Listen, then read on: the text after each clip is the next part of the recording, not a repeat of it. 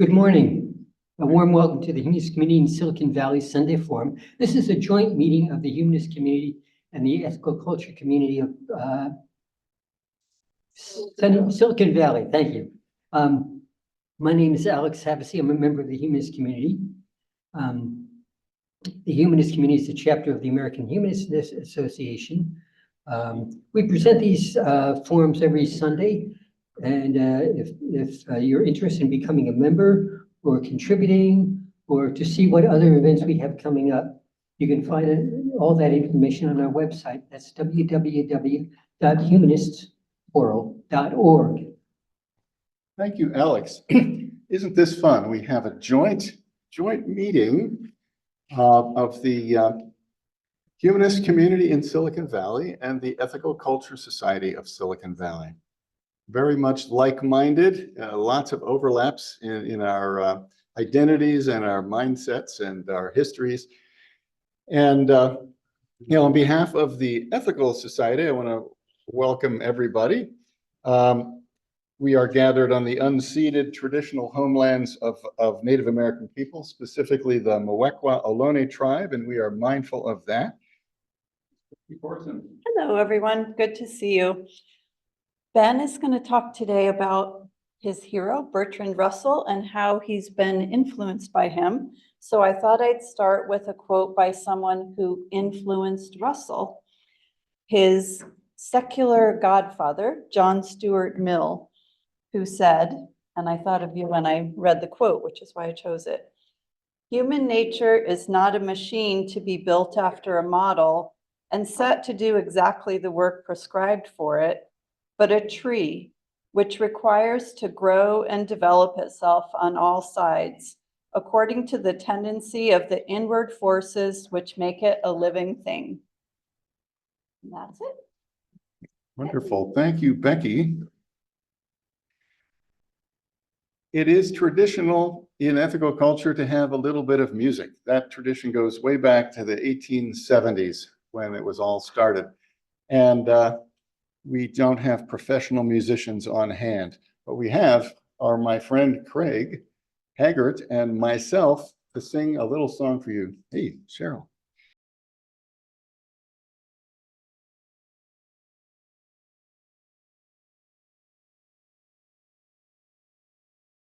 In that case, I'm going to ask Alex to introduce our speaker.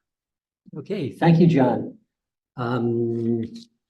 Yes, our speaker today is Ben Wade. Ben is going to share his longtime fascination with the mathematician and philosopher Bertrand Russell.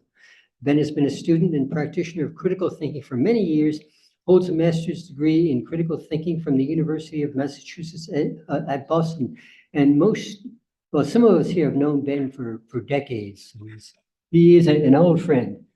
Ben, come on up.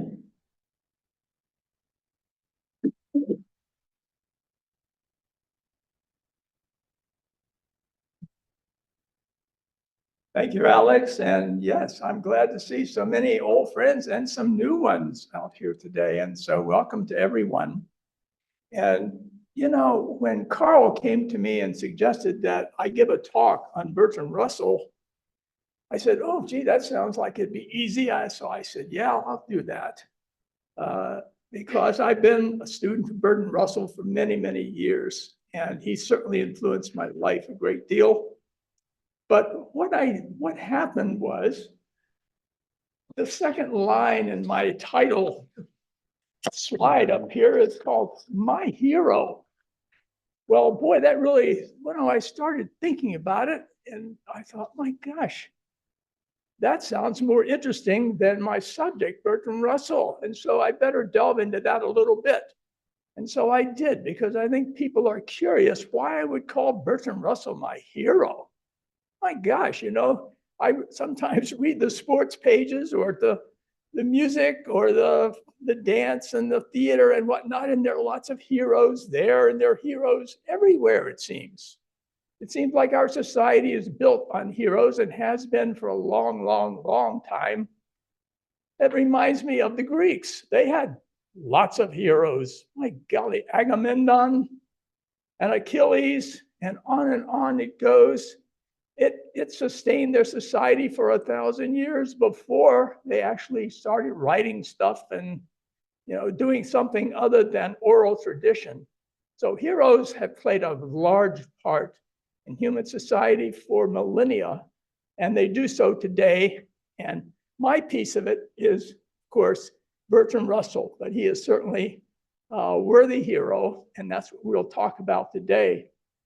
But before I get into his life and his work, I wanted to take a second, maybe a few seconds, for people to sit a second with themselves and think, who are my heroes?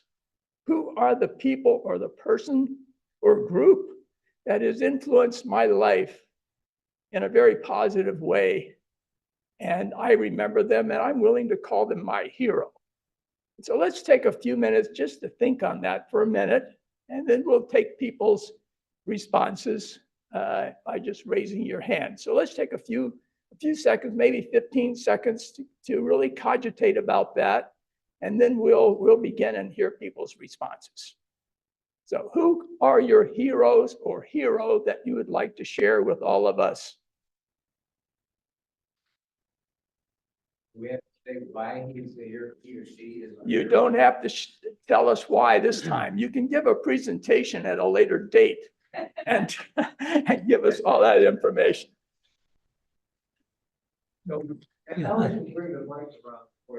Yeah, I was just going to comment. I think my heroes, I didn't name my mother and my father. My father was an early example of what I wanted to be, I guess. He would have been an engineer if his parents hadn't died young, and that kind of steered me towards that. My mother, I find I come to appreciate more as I got older. She was very quiet, but she had, was able to express things in a few words that I thought summed up a lot of people's character. All right.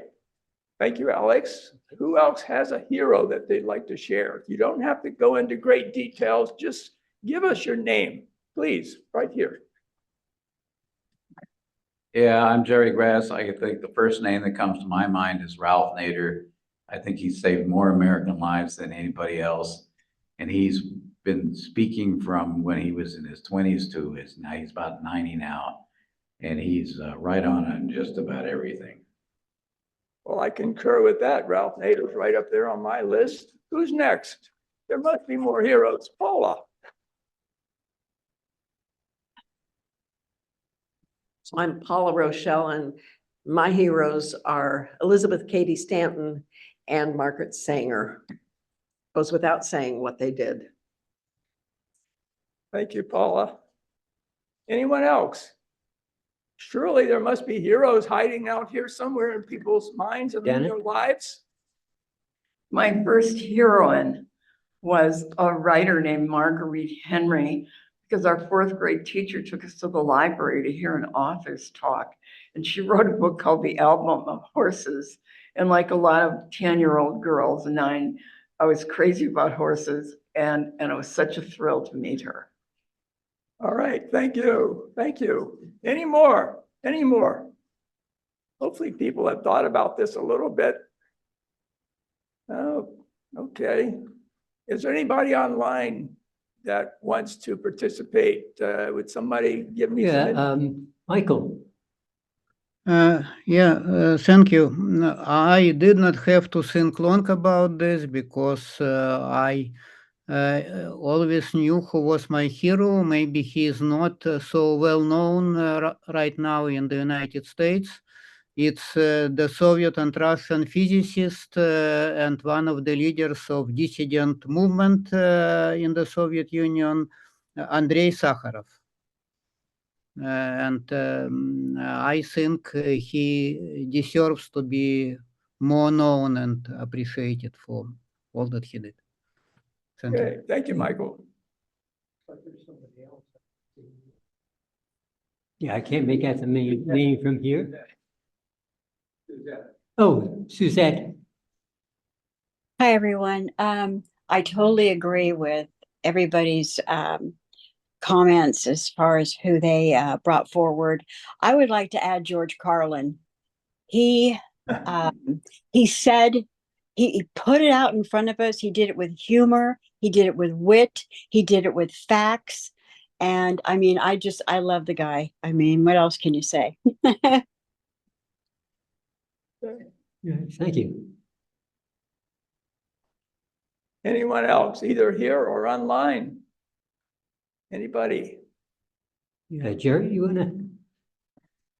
Jerry's got lots of heroes like I do. Well, I'm embarrassed because I can't remember her name, but you know, when you mentioned Katie Stanton, there was another woman at the time. Do you remember her name? Not, well, it's been saying, or no, it was part of the ones who were getting the vote. Jane And- Addams? Well, she's pretty good, but no, I had somebody else. Sorry. All right. Huh? Yeah, Anthony. Susan B. Anthony, that's right. All right. I see a hand way in the back. Yeah, Paul? Like some other folks, I pretty much don't remember names anymore. But all of those Republicans or ex-Republicans who spoke at the Democratic convention. All right. Good choice. Anyone else? I'll bet they're gonna start bubbling up this week as you go about your business. I'll just say for myself that one way that I keep track of my heroes, and I have dozens, I must tell you, over my lifetime, on the screen of my computer at home, on my desktop, where I have a nice big screen, there's a program in Microsoft called Sticky Notes. Maybe you have it, maybe you don't, but everybody sort of knows what the real sticky notes are. You know, you have a piece of paper with some gummy stuff on the back, and you put your shopping list on there or things that you have to do. But at any rate, I have sticky notes on the screen of my computer, and one of them is called My Heroes. And I'm running out of space on the screen of my computer because, my golly, I'm a person who loves, for instance, the Renaissance, the Italian Renaissance, the Enlightenment. My golly, there are dozens of people there.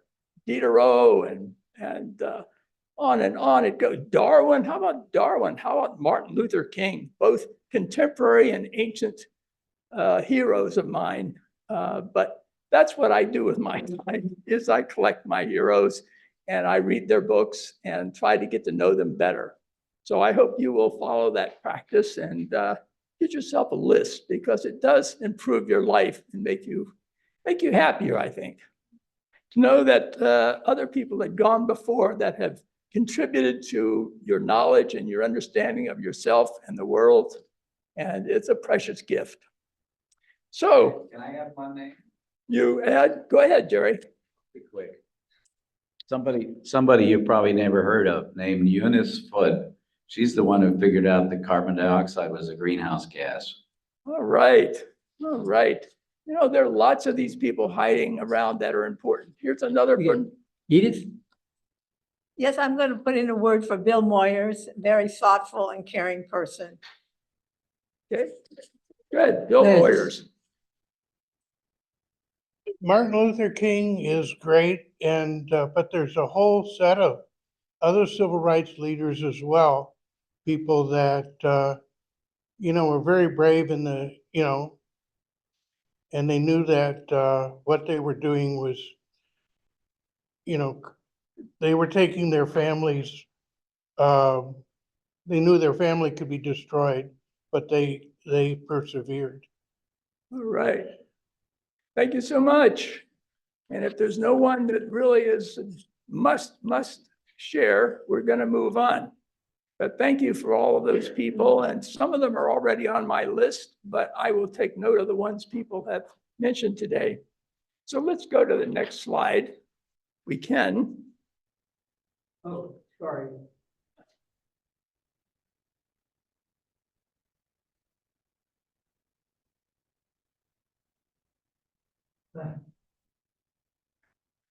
Carl's got a big technical challenge today. I don't envy him at all. We're not only doing a projection with PowerPoint, but we're doing Zoom and Meetup, online. So it's tough. Next one. Yeah, the one after this. we're ready to move on, I think. All right, I always like to have purposes for a talk. I want to know what people are up to. What are their purposes? And you know, after I thought about my title for a long, long time, I decided to make number one, to encourage you to identify and celebrate the heroes of your own. Because to me, that's taking action on what I'm about to tell you about. So that's the piece that I really want people to take away from this talk is list your heroes and celebrate them in whatever way you can find. And I'll give you suggestions of ways that you can do that later.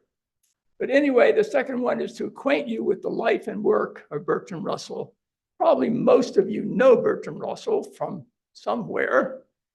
He's certainly a 20th century character, mostly 20th century. But some of you may not. How many people here are familiar with Bertrand Russell? Just raise your hand. All right. How many? A little bit.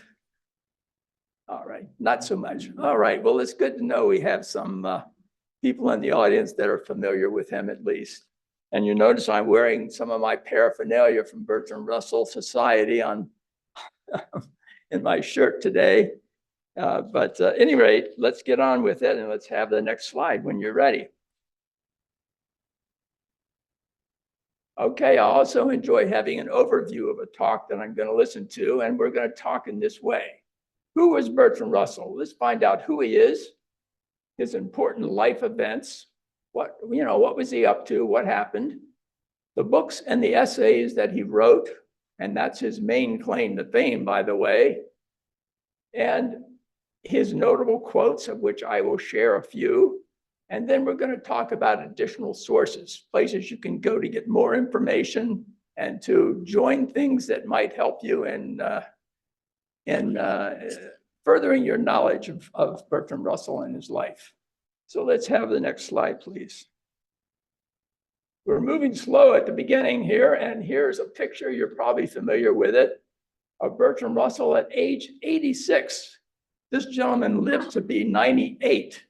So he was still sort of a young person at 86. I like to think of that as being young, but at any rate, he's 86 in this picture, and this is a famous photograph by a fellow named Halpern. And if you would like a copy of that picture, a nice, crisp copy, they're over on the information table that you can pick up later. And you can take a magnet and put it on your refrigerator or do whatever you want with them. I use them for bookmarks, but there's a pile of them over there as well as a takeaway for this lecture. And a lot of people like to take notes or have notes of something that they experience. And so to avoid your having to worry about that during the talk, there's a sheet over there printed on both sides that give all the major points of what I'm going to talk about. So feel free to pick one of those up if you'd like to have it. And let's move on then to the next one. Okay, who was Bertrand Russell? Who was this guy? He was born in Wales, of course, in Britain in 1872. Wow, 1872, shortly after the Civil War ended here. And died there in 1970 at age 98. So he was a long-lived person. And he's also a very active person and got into lots of trouble and had lots of interesting experiences as well.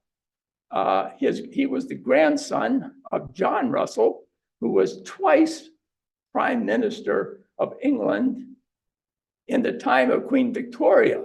This shows how far back this thing goes. Of course, he knew his grandfather. When his grandfather died when he was a boy, he was visited by some of the, I think Prime Minister Gladstone visited their house.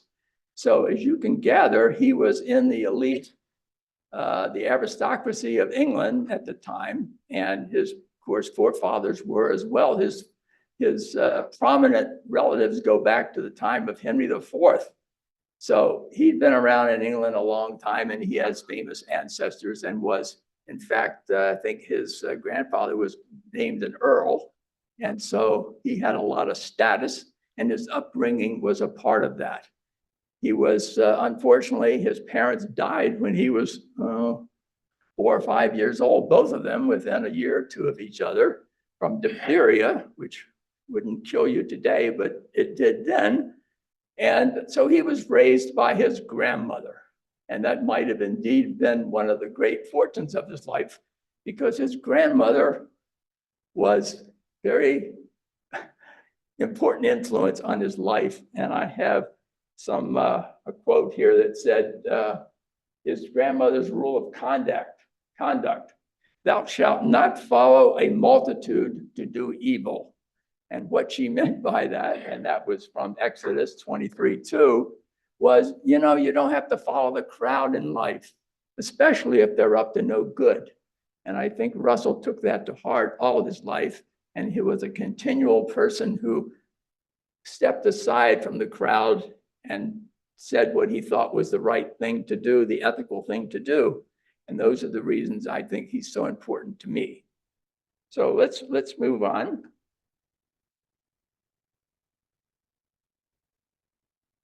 Next slide. Yes, you can find it.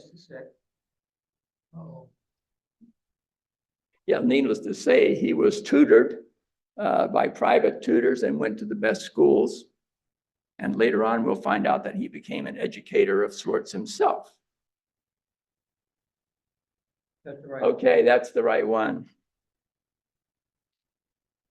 And what does it say here? It says he studied mathematics and moral sciences. How about that? We don't have those courses today, do we? Moral sciences. I like it. I like the sound of it. I'm not sure what that course of study would be, but that's what it says in his autobiography, that he studied the moral sciences at Trinity College, Cambridge. And of course, he was an excellent student, very bright student, a prodigy as far as I'm concerned. But at any rate, the things that he's famous for is based on his education. He was a thinker. And here's an important word: public intellectual. Does anybody know of any public intellectuals today? Who would you name? Who's a public intellectual today in 2024 who is criticizing? Who said, did somebody give a name? Yeah, George F. Will. George Will. Okay. Anyone else want to mention someone that they think could be a public intellectual? Noam Chomsky. Noam Chomsky. I definitely agree with that one. He's getting to be pretty old, as I noticed in his last interview. I'm not sure how old he is now, but he is definitely a public intellectual. He certainly goes against the general tenor of the times. So he was a champion of intellectual, social, and sexual freedom. He had 4 marriages during his life. The second one was an open marriage. And we'll talk a little bit about that later, but he was, of course, a human being, and he was a product of the Victorian age and all that goes with that, which we look back on and think, oh my gosh, how stifled and awful that was. But at any rate, that's where he came from. He came from that time, and it showed. He was a big campaigner for peace, civil, and human rights. We'll find out later that regarding peace, and in particular nuclear weapons, he was a big campaigner and a big advocate for much of the last quarter of his life. So let's have the next slide, please.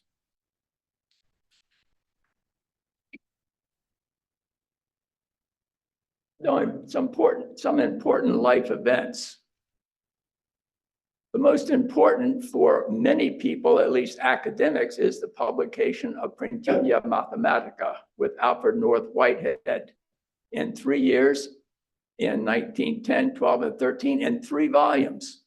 So it's a monumental work and is still respected by mathematicians to this day. I don't think they found what they were looking for. They were trying to show that all of mathematics can be deduced from logic. That's what their goal was to show that logic and mathematics flowed one into the other. And I don't think they were ever totally successful with that, but they did important work. And this fellow, Alfred North Whitehead, was actually his teacher at Cambridge, and they wrote a book together. Yes, quickly. Actually, the fact they didn't succeed. There you go. Along with Curie and Goodell, they proved that it was not just that they were not doing a great job, it was impossible. Yes, right. They ran into a stone wall and it hasn't been breached since. But at any rate, yeah, it was impossible, and that's what they showed. And it, those are books that I don't read, I have to admit. I don't consider myself a mathematician, and the little bit I've seen of it, it's way, way too deep and mystical for me. But at any rate. Oh, okay. Okay, we have to wait for the mic. I got it. Thank you. All right. So anyway, that was a big deal. And actually, when he was in Cambridge as a younger man, he published a book on the foundations of geometry. It was his first book ever. And then some other books of philosophy of mathematics and things like that. But this was his premier work and the one that he's known for amongst academics, particularly mathematicians. This is what he's known for. And it's pretty heavy stuff, believe me, it's heavy stuff. And, oh, here's this thing again. Imprisoned briefly in 1916 for opposition to World War I. Well, there you go. If you've read the history of England in that time, it was war, war, war. And if you didn't join up, you were not a good person, And in fact, Alfred North Whitehead's son died in that war. And that's what broke up their friendship because Russell was against the war and wrote pamphlets and campaigned against the war. And it sort of broke up their friendship because Alfred North Whitehead lost his son. And so it's tough when a parent loses a son like that and not think the war was just. Otherwise, it really is very, very hard. But anyway, that's what happened. He opposed the war and he was in prison briefly, very briefly, but he certainly wasn't liked in England by most people. And in fact, he lost his position at Cambridge as a professor over it. And it was about this time after World War I that he said, academia isn't what I thought it was. I'm just going to make my living doing something else. And he became what we know and value him for as a public intellectual. And in his lifetime, he wrote over 6,000 pamphlets and books, essays, and whatnot. I think over 60 actual books, but pamphlets and essays he wrote in profusion. And if you'll notice over on the literature table, I have 10 or 15 of his books, which you're welcome to look over and peruse if you wish. They're all available on Amazon for very reasonable prices. And later on, we'll talk about how you can really get into them and read about them and talk with other people about them. So he was barred from teaching at the City College of New York in 1940. Does this pattern sound familiar? I think it does. This guy was not in the mainstream, and he was not following everybody in ways that society was asking or demanding in the social world. And so he was teaching. He actually had a professorship in LA at the I think it was the University of California in LA.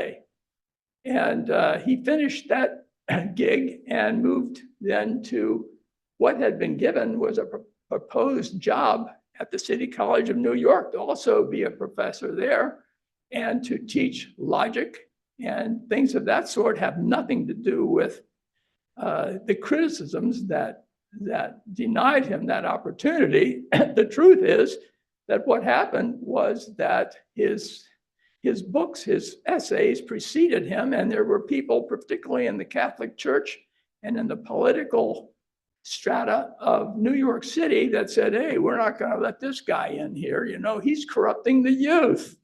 Does that sound familiar? I think Socrates got the same charge, if we can believe Plato.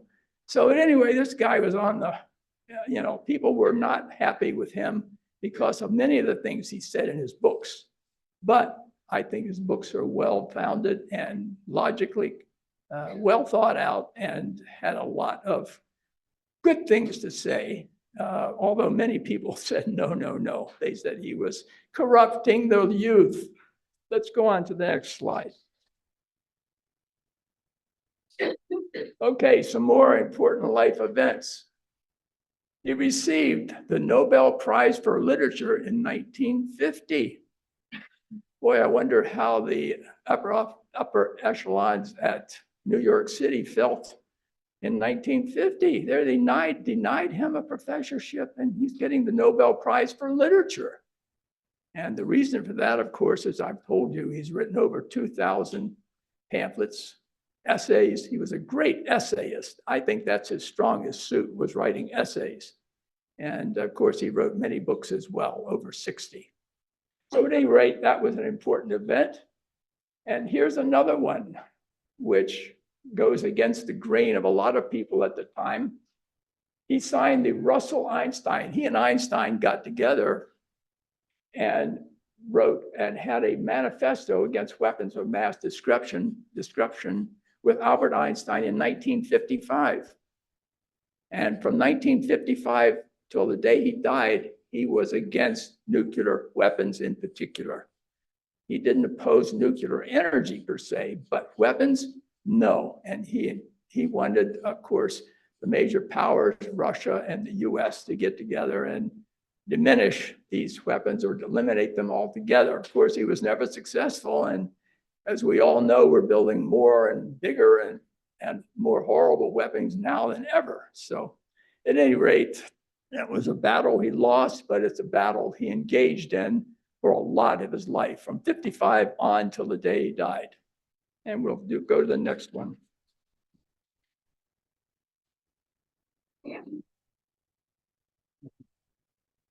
All right, let's talk in detail about some of the books and essays that he did write.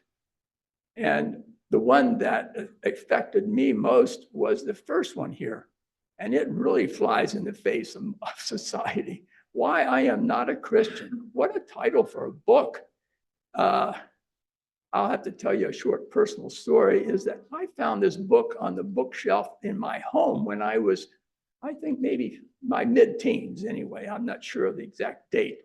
But my father was a non-believer. He never said he was an atheist, but he never talked about much around religion. My mother was a churchgoer and brought me to church until I was in my mid-teens. By that time, I was starting to question things a bit. And I found this book and I said, oh my gosh, here everybody I know is a Christian. What's this book about? And so I read the book and my gosh, it changed my life. It changed my life because what did it do? It told me that, gee, I want to have a open, critical thinking, optimistic, intelligent life. And I want to be open to all ideas and all positions. And I want to think things out for myself. That was the excitement that I got from reading this, was that, whoa, look at this. Here's a guy that's not doing what everybody says to do for the reasons they say. And boy, that was inspiring for me. Anyway, a history of Western philosophy. So he knew a lot about philosophy and he wrote a history of it. A lot of these books, I will say, are for lay people. They're not made for academics. They're not abstruse and fancy language and all that, but he's a beautiful writer, particularly of essays, and he makes his points. He undergirds them with a good logical basis, and it's inspiring. That's the word I'm looking for. It inspires me. And then, of course, he wrote an autobiography, which is a lovely read. And then he wrote a book on mathematical philosophy. So those are just some. We'll look at some of the others if we have, let's see. I guess the next slide will have a few more. Or these are just the quotes. Maybe we've gone through the books. Okay, these are quotes. Oh no, here we go. More books. And this one, look at the wide range of these books, for crying out loud. The analysis of mind, marriage and morals. That's where he got into trouble with New York and the Catholic Church and the politicians. They saw an opportunity to deal him a blow. And then he wrote a book on education.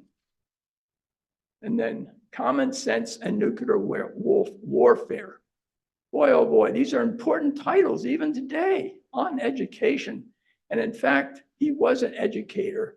He and his second wife, Dora Black, opened a school in England called Beacon Hill. And he made, you know how schools are, boy, oh boy, when you start one yourself, it takes money, ongoing amounts of money to really make a school successful. And so he came to the United States, was on the lecture tour in the 20s and 30s, trying to raise money to support this school that he had started. He was very much against the rote learning that was going on in the schools that his children, he had a couple of children, that they would have to attend. And so he and Dora opened this school, and actually he got disaffected with it when he divorced Dora, but she ran it until 1943. It's called Beacon Hill. So let's see, let's move on. Common sense and nuclear warfare, yeah, okay, let's see what's next. All right, it's time. Was he trying to say that common sense they get? You want to repeat it? Yeah, I just wondering what the connection between common sense and nuclear warfare is. I think I know, but I'm asking. Repeat the question again. I'm not sure I got the real gist of it. Yeah, so the title of that thing was Common Sense and Nuclear Warfare. So I Yes. think he's trying to make some kind of statement Yeah, about, he says it doesn't make common sense. Common sense says nuclear weapons are ridiculous. They're obscene. In thank fact, you. I think he used the word obscene. The fact that people were arming themselves with these weapons that would kill millions of people and on. So that's what the deal is there. Okay, let's do some notable quotes. I don't want to go on too long here, but boy, oh boy, did he have lots of notable quotes. You can buy whole books. One of them is over there on his notable quotes. He wrote so many. And here's one that I really like. The good life is one inspired by love and guided by knowledge. Boy, that's a good one. That really rings for me. Short, sweet, and to the point. And then the other one that's on the back of my t-shirt here is remember your humanity and forget the rest. In other words, you don't have to get into all kinds of details and this and that and the other. Just remember that you're human. You're a human being and forget all the other, arguments and things that are going on. Just remember your humanity. So those are ones that I really like.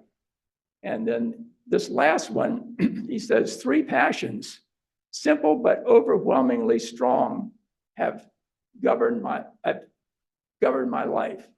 The longing for love, the search for knowledge, and the unbearable pity for the suffering of mankind. So he was a man of huge empathy for what went on in the world, particularly for people of any status. And the suffering that was evident to him. So anyway, let's try the next slide. We'll try to get through some of this, a little bit more of this.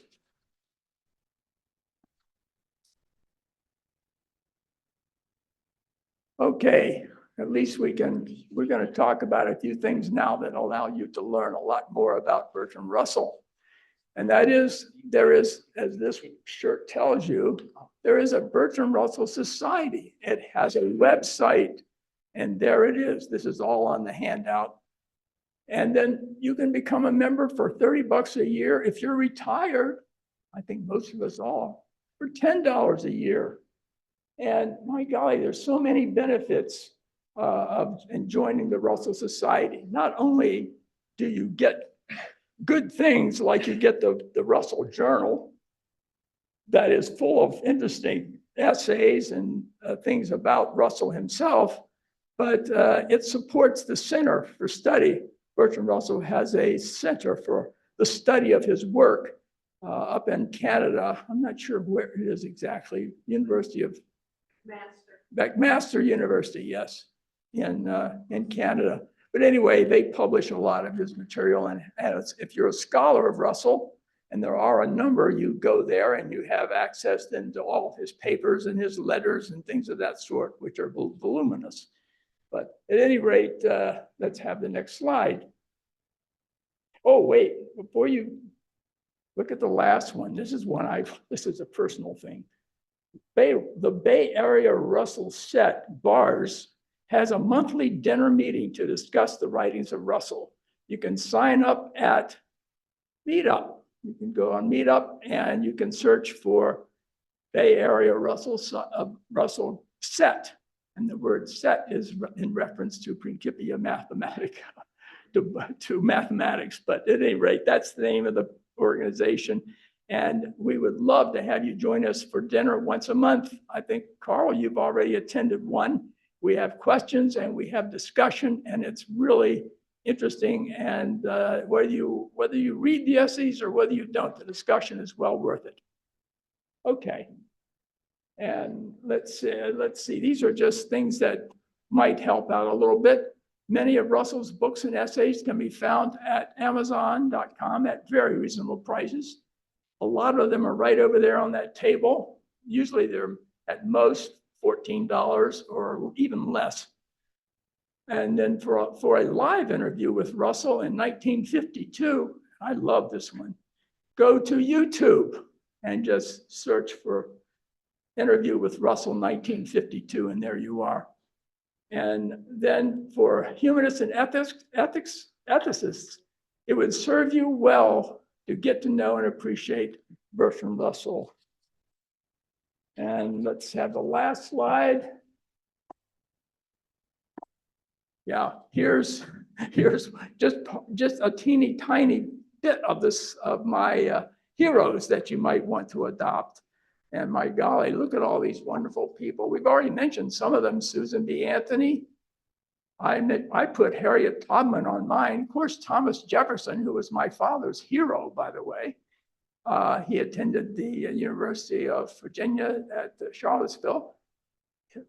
Jefferson's University, Jane Addams, Thomas Paine, Voltaire, and Dennis Diderot, and they go on and on. There's so many people that have changed the world to benefit the way we live today, particularly during the Enlightenment from Copernicus on. It's just absolutely mind-boggling to think of these wonderful people and bring them to mind. Last slide.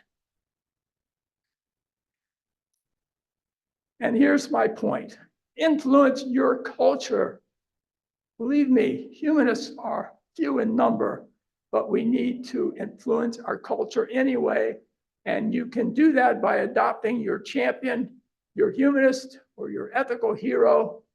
And if not you, if you don't celebrate them and get to know them, who's going to do it? Anyway, thank you for your attention.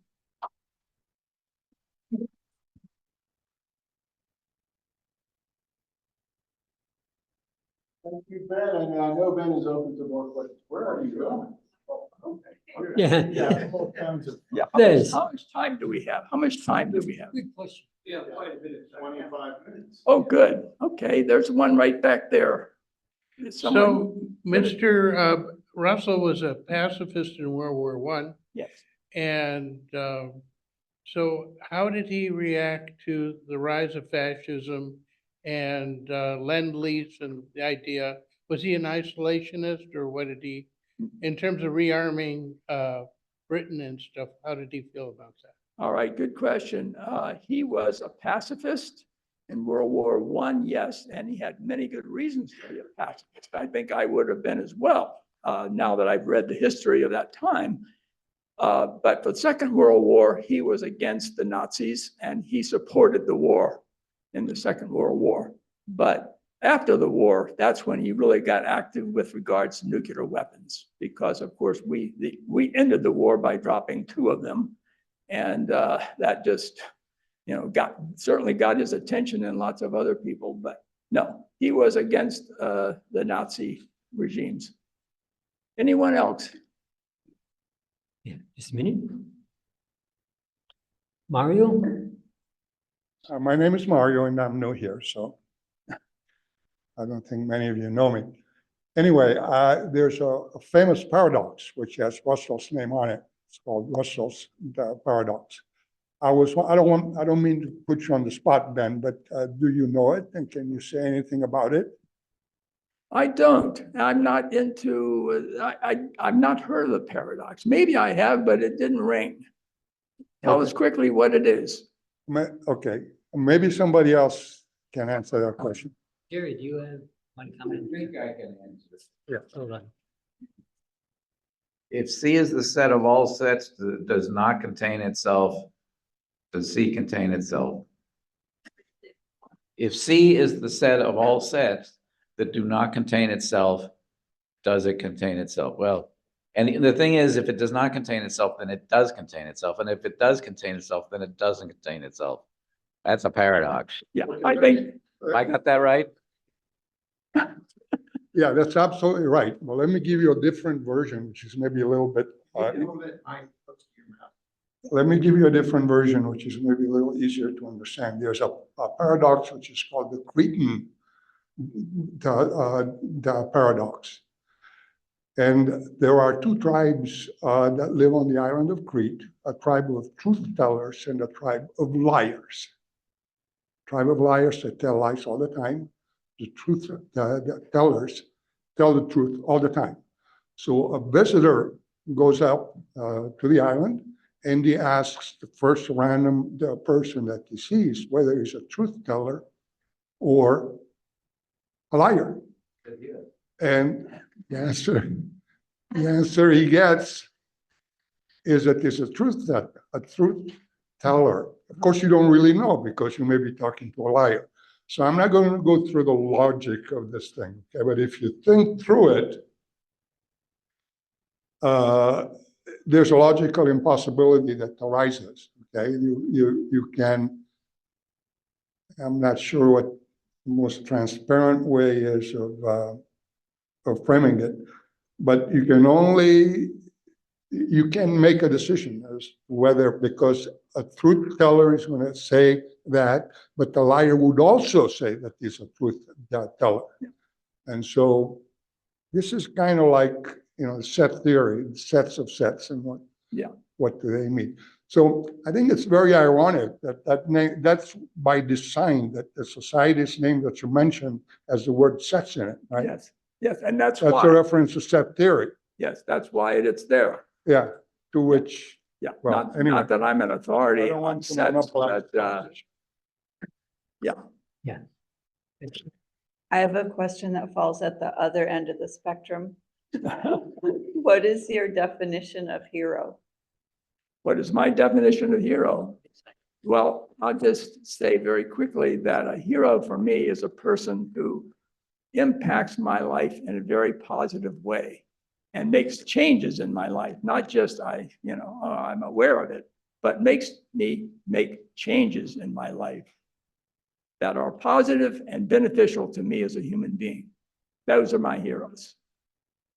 I had a question over here. Mhm. I was just curious. I noticed among the books, one of them was The Philosophy of Mathematics. Yes.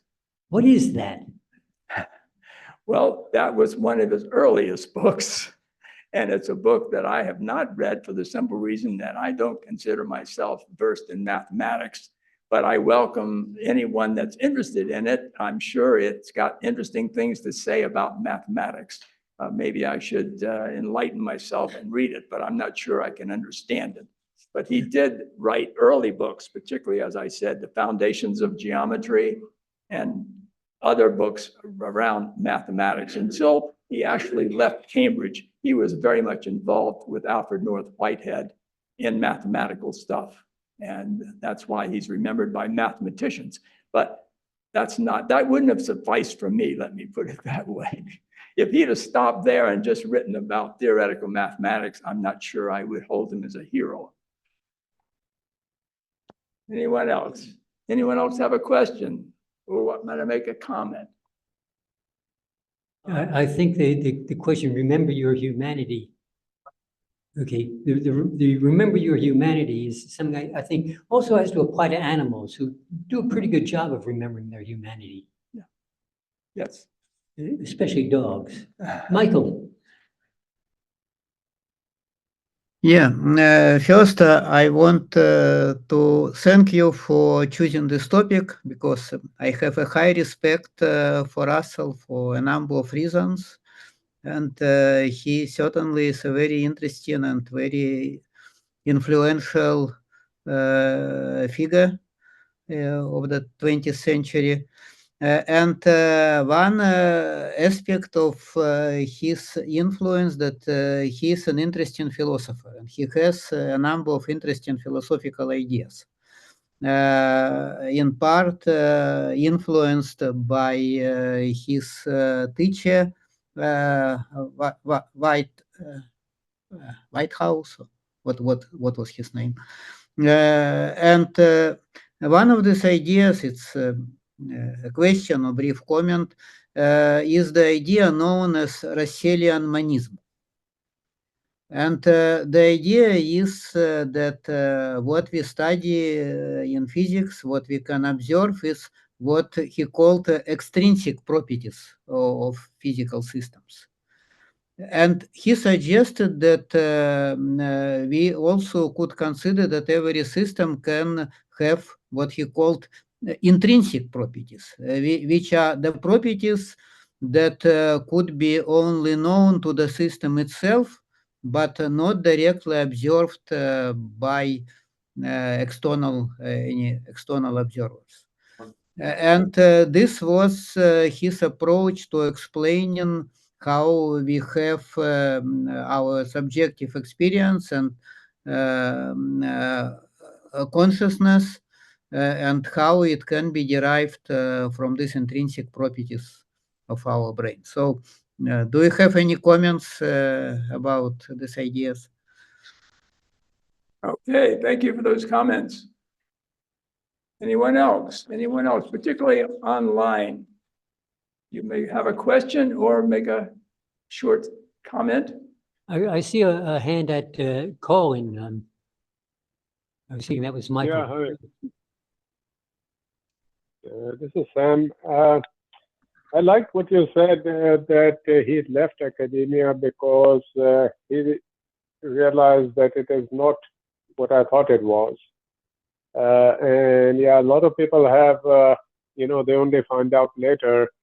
Once they are inside the, belly of the whale, what the academic system, what compromises they have to live under, and why it's not necessarily anything like the way it is portrayed in the general public. So I'm just curious if you have any thoughts on what Russell found stifling about the academic environment.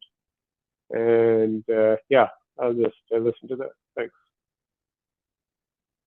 I was not able to hear that clearly. Did you hear it?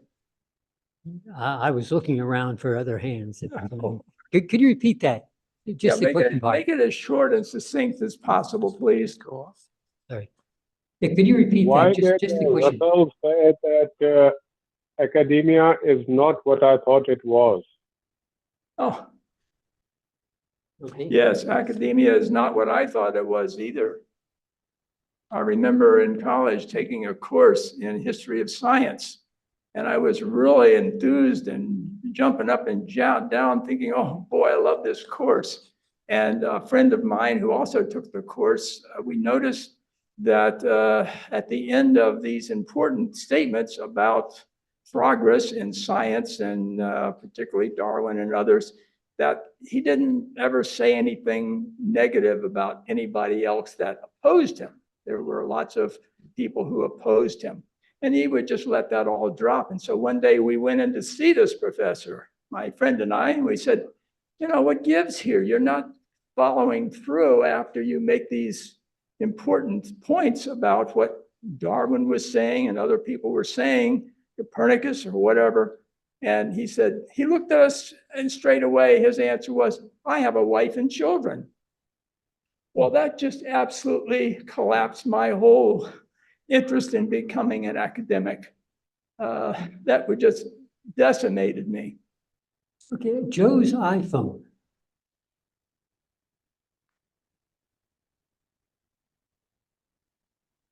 Yeah, so just briefly to comment on the significance of Russell's work as well as some other logisticians. What it is in a sense, a call for intellectual humility, so Yeah, far as I think we the lost idea of something there. self-perception.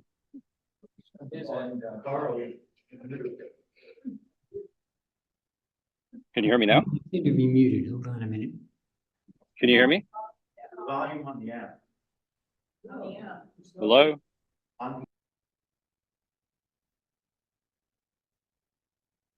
Can I be heard?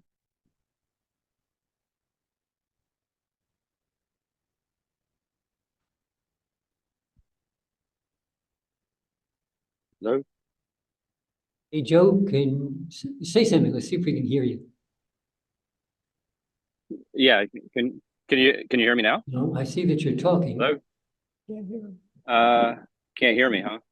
Hey Joe, Hang this is Matt on Zoom. We can hear you on Zoom. They just can't seem to hear you in the room.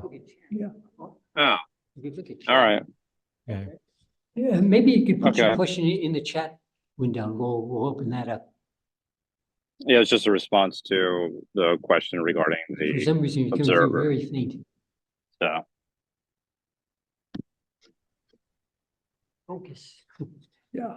While he's doing the chat, I just wanted to give a shout out to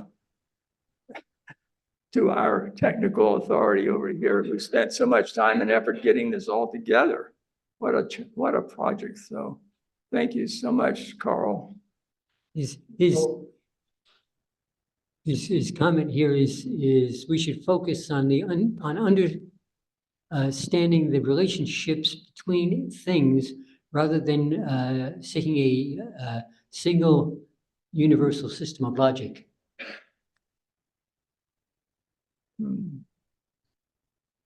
Okay. Did you want my opinion? Yeah, we have more here. The brain uses symbols and language to present concepts, including the concept of self. This representation allows the brain to consider itself as both an object, something that it can think about, and a subject, the thing itself, the thinker itself. Through symbols, thoughts about the self become part of the brain's model of the world. All right, interesting. Maybe that has something to do with linguistics, how language came about. Or how language influences our thinking. Yes, exactly. Anyone else? Come on. Who's the timekeeper? We have time. Okay, go ahead, Mario. Hold on, let me bring the microphone. Wait for the microphone, yes. I'm very interested in the subject, and the trigger for my interest is actually Goodell, who was mentioned earlier, and who furthered the work of Russell. If you want to understand really what that topic is all about, the logic and the mathematics and the philosophy and all of that, you have to start with a mathematician called David. Would you repeat the name? I'm blanking on the last name. David Hilbert. Oh, yeah. Who was a German mathematician who launched this effort to formalize mathematics. And mathematics is really too big of words to be used here. They were interested in arithmetic only as the simplest formal system, which were, as you said, they were trying to derive from logic. Now, they failed, as somebody else observed. But the failure was very fruitful, as was also noted, because at this point you get to Gödel, and he's the one who showed that this was a logical impossibility. It could not be done. There's a little booklet called Gödel's Proof, which I bought when I was an undergraduate for $1 in the used book bin outside bookstore at the university where I was. I still have that book. I've carried it with me for 60 years. From Los Angeles to Florida to Georgia and now to here. It's a fascinating book. It's not, the first half is very easy. The second half is kind of difficult, but if somebody wants to be challenged here, Gödel's Proof. It's about this thick. Yeah, this is by Hilbert. No, it's not by Hilbert. I don't remember who the author is. Okay.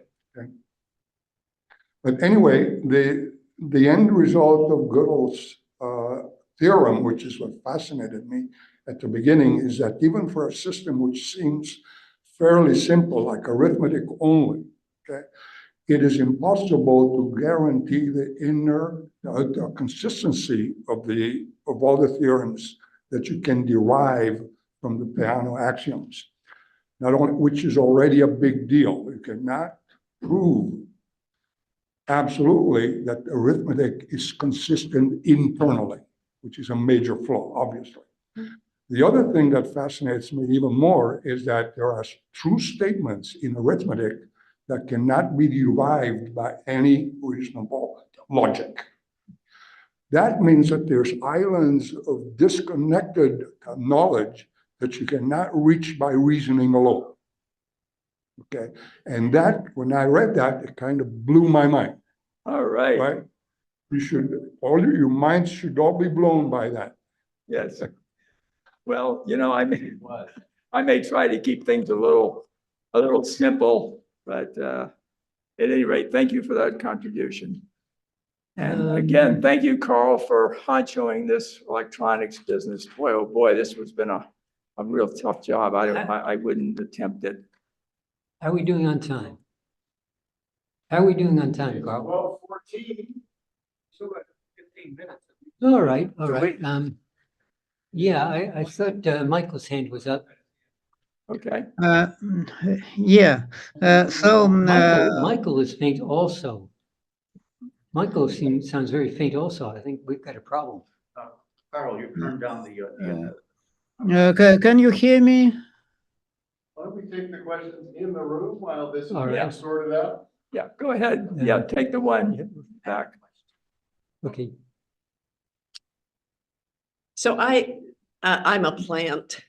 I attend the meetings that Ben hosts, those dinner meetings, and we don't talk about mathematics. Can I just say that so that if you're intimidated a little bit by some of the theorems, we talk about what he wrote about education and marriage and morals and all kinds of interesting things. So just to clarify, in case you're like, am I going to go have dinner with a bunch of people who are talking about mathematics? That's not what happens. No. Yeah, definitely not. Thank you for that, Paul. I appreciate that. The kind of things that get these logicians into problems are questions that are self-referential. So every time you add an axiom, you're just adding other possible questions that could be answered that might be asked where you can't give a yes or no answer. And that's how it ties into the paradox he talked about as well. And it's just you ever open up a dictionary and you look at the definition of a word, and at some point there's some circular thing that happens, right? It has to reference other things. And I think that's some of the same problem. And also I think some of the humor you get where logic seems to be standing on its head also comes from self-referential things, if you actually look at the subject of much of it. Yeah, you need words to explain words. Okay, Michael, why don't you try again? We'll see if we can hear you. Can you hear me now? Yes, that's good. Yeah. So another interesting connection between Russell's political activity and mass. That when he was involved and very active in anti-nuclear movement, and you mentioned that it was the battle that he lost. And the reason for this was related to math and more specifically to game theory. So he could not win this battle for mathematical reasons that he could not know about, because the game theory was developed only in 1950s. And it was applied to studying the nuclear disarmament and nuclear balance only later, maybe in 1980s or something like this. But what they found applying the game theory is that when the level of nuclear weapons is lower, so much lower than it was and still it is now. When one side or both sides decide that it becomes less dangerous, less lethal to apply these nuclear weapons, this creates the most dangerous situation. So the factor of mutually assured destruction, it's weakening, and it does not work anymore. And so there is this very dangerous stage in reducing the levels of nuclear weapons, and there is no good solution for this still. That's just, I thought it's an interesting connection between mass and this political battle. Okay, I see a caller has his hand up. Yeah, Bertrand Russell was a child of his times, and he did say some things which would not be considered politically correct for modern years. But it is also true that he showed a capacity for learning and changing over his lifetime. And his opinions by the end of his life were very different from what they had been earlier. And his very last public statement, which was in February 1970, it was actually published after his death, was something that was so gutsy that even in our own day, vast majority of eminent personalities would not touch it with a 10-foot pole. And if anybody wants to read it, it was a message from him about the Palestine problem. What he said 54 years ago is still far more courageous than anything anybody is willing to say in the West in 2024. Yes, thank you for that. Anyone? I see a hand. Yes.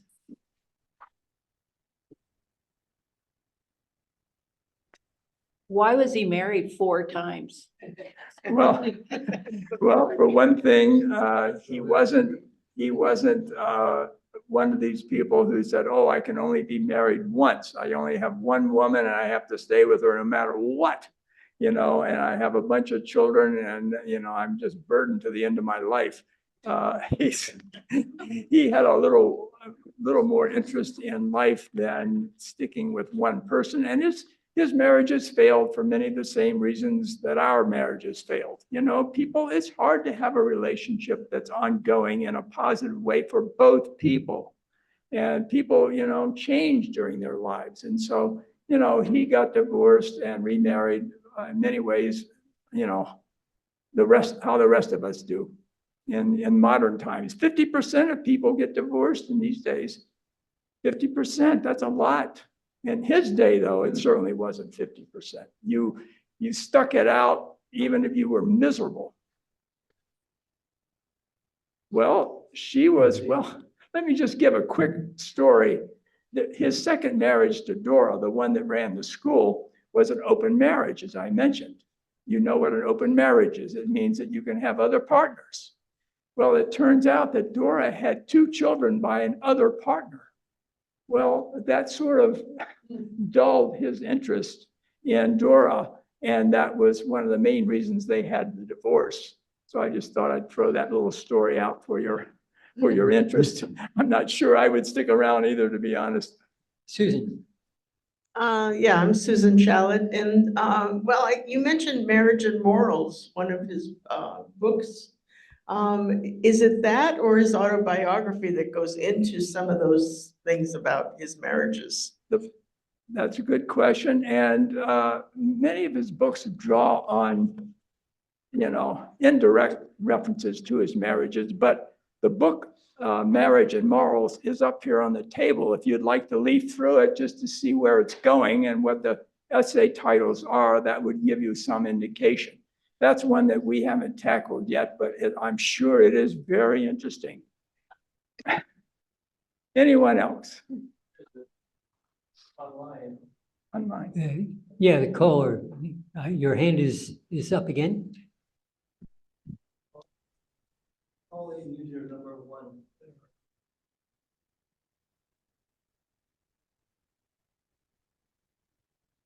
Okay, you're still muted. Going once, going twice. Let me try someone else while that's working out. Edith.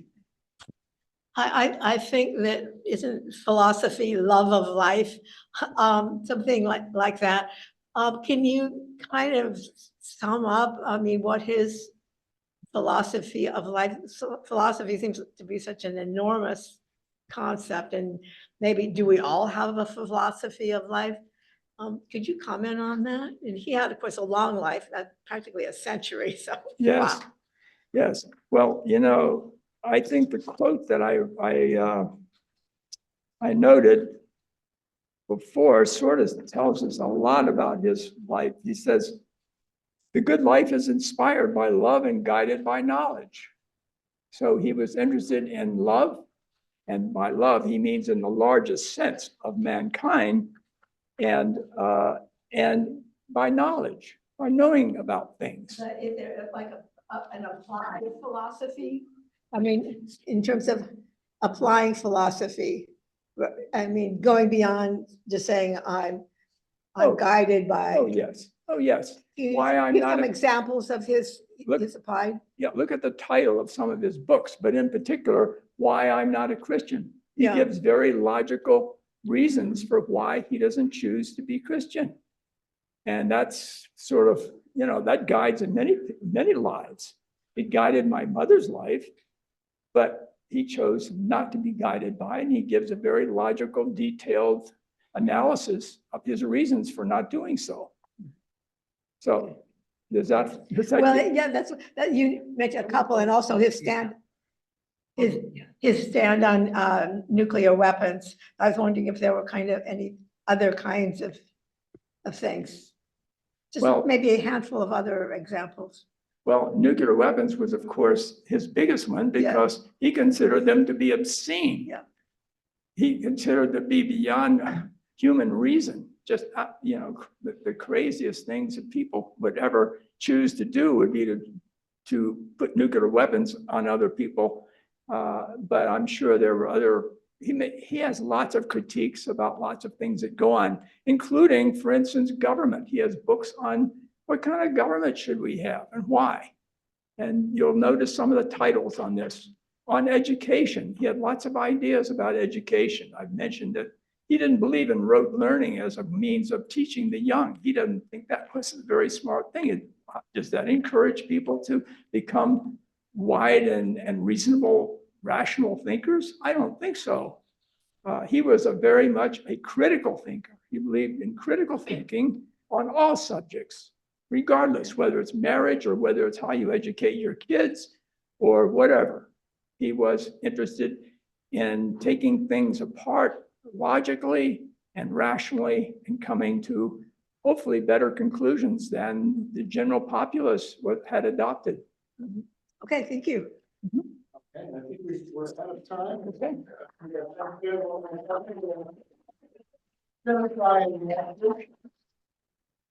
Okay. Thanks for telling us why you love Bertrand Russell and opening our eyes. So we have very little time left. As I mentioned earlier, we do need to clear the room as soon as we're finished. Are there any announcements from anyone? Oh, come on up, Carl. I have a couple of quick ones myself too. Yeah. By the way, we have found that many people find it challenging to locate where we're having lunch. Many people seem to find it challenging to find out where we're going to have lunch. You go out the door here, you walk up the sidewalk, you will cross a street. The first left-hand turn you can make there, turn left. If you walk too far, you'll go to the what's it called? The History Museum. There's another set of picnic tables there. People seem to get confused between them. Let's go to the first one. If it gets too crowded there, we may move some over to the next one. We'll see. Depends upon how many folks are going to stay for lunch. There's a wedding there today. Well, just one. Huh? There's a wedding at the first one, just after the one at the back. I can clarify. Okay, go ahead. Were your announcement? Yeah, that's what I want. Yeah. There's a big wedding set up on the grounds of the History Museum. But as Carl says, don't go all the way to the History Museum.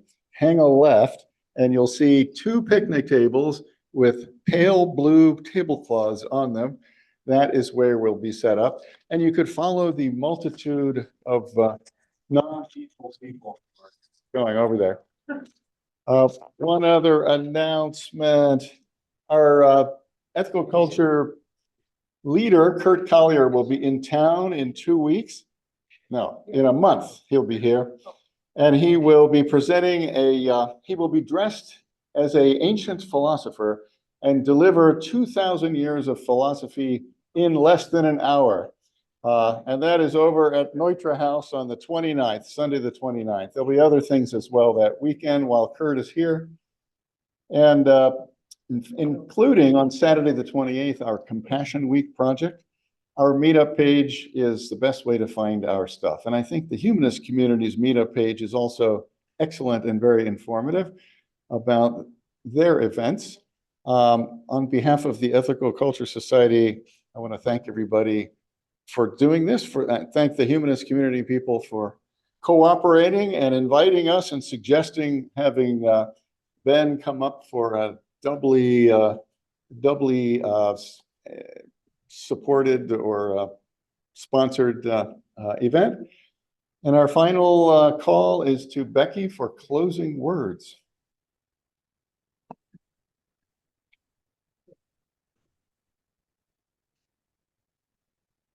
All right, thank you all. I'll just say inspired by love and guided by knowledge. My God, that's Ben.